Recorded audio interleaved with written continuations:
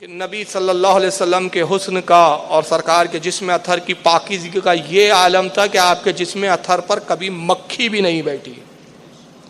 ہمارے جسموں پہ مکھی بیٹھ جاتی ہے لیکن حضور کے جسم اطہر پر کبھی مکھی بھی نہیں بیٹھی. امام قاضی عیاض فرماتے ہیں کہ حضور صلی اللہ علیہ وسلم کا جسم اتنا مقدس، اتنا صاف اور معطر ہوتا تھا کہ کبھی مکھی نہیں بیٹھی، اس لیے کہ مکھی گندی چیزوں پہ بیٹھتی ہے اور سرکار صلی اللہ علیہ وسلم تو معاذ اللہ گندگی حضور سے دور ہے. ارے جہاں سرکار آ جائے وہاں سے گندگیاں بھاگ جاتی ہے. حضور کی آل کا خود ہی عالم ہے تو آقا کا کیا ہوگا کہ حالت فرماتے تیری نسل پاک میں ہے بچہ بچہ نور کا، تو ہے عین نور، تیرا سارا گھرانہ نور کا.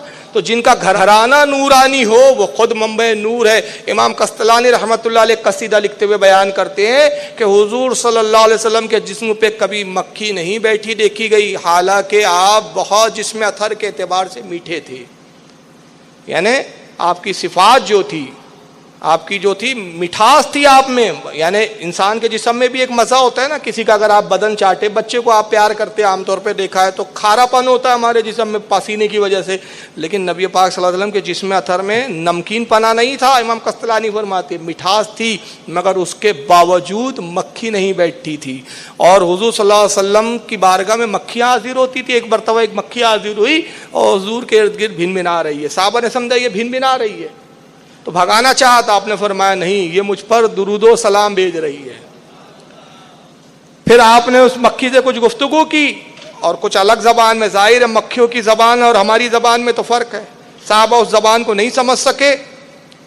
عرض کیا اللہ کے نبی یہ مکھی آپ سے کیا کہہ رہی ہے؟ فرمایا میں نے اس سے سوال کیا کہ جب تم شہد چوستی ہو، پھولوں کو چوستی ہو اور اپنے چھتوں میں آ کے شہد جمع کرتی ہو تو یہ مٹھاس کہاں سے آتی ہے؟ تو مکھی کہتی ہے اللہ کے نبی ہمارے شہد میں مٹھاس نہیں ہوتی، مٹھاس اس وجہ سے ہوتی ہے کہ جب ہم پھول چوستی ہے اور اپنے چھتوں کی طرف آتی ہے تو آپ پر درود بھیجتی ہے، وہ درود کی برکت سے اللہ ہمارے شہدوں میں مٹھاس پیدا فرما دیتا ہے.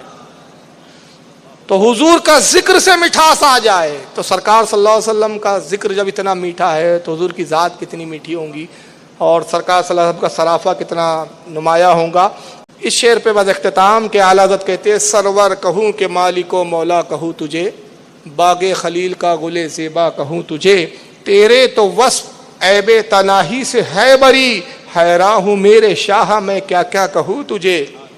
کہہ لیں گی سب کچھ ان کے ثناخواں کی خاموشی، کہہ لیں گی سب کچھ ان کے ثناخواں کی خاموشی، چپ ہو رہا ہوں کہ میرے شاہ میں کیا کیا کہوں تجھے. لیکن رضا نے ختم سکن اس پہ کر دیا، خالق کا بندہ خلق کا